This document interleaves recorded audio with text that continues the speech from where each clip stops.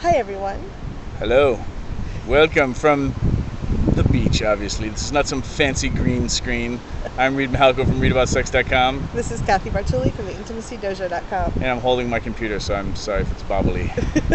What are we talking about today? If you hadn't had the extra piña colada, it would have been okay. Shh, don't tell them we're drunk.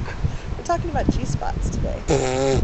Really? Yeah. You just totally sprang that on me. I did. Okay.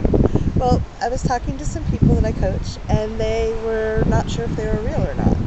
And I think that everyone should know they are. Yes, G-spots are real, regardless of what your doctor tells you. And believe me, the amount of sexuality training doctors get, you know more now by watching this video than they do.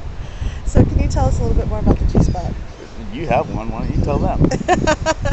It's about 2 knuckles in on the front side of the pelvis. And meaning towards like up. If you're lying on your back, it's up towards your towards the sky. Okay. Yeah. I'm just trying to keep the beach in the shot. Oh, thank you. That's very important. And a lot of people don't think it's real because it does take some getting used to. Like the first time someone stimulated my G-spot, it was almost there was a lot of sensation, and I wasn't used to that. Yeah. But once I got used to it, I really like it. Yeah. And there's also a thing that I'll add in as a sex geek, the idea that your G-spot is basically comprised of erectile tissue.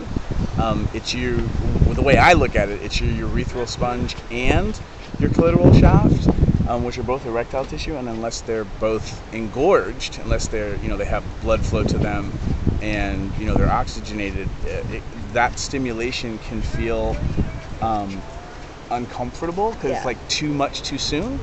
But once you start to get your erectile tissue to engorge, and the blood flows there, and your nerve endings are oxygenated, then all of a sudden the sensation is kind of all online. Yeah. And so that's when I think your G-spot actually becomes like an area, like a spot inside you that's kind of online. Right. When it's not online, it kind of feels when I play with people's G-spots, if it's not erect, it doesn't feel like anything's there.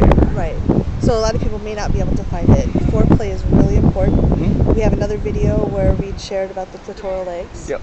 And so the Vulcan hand sign, play on the outside, stimulate the clitoral legs. From the beach, we're giving you the Vulcan gang sign, my friends. And that really does help. It makes everything feel better.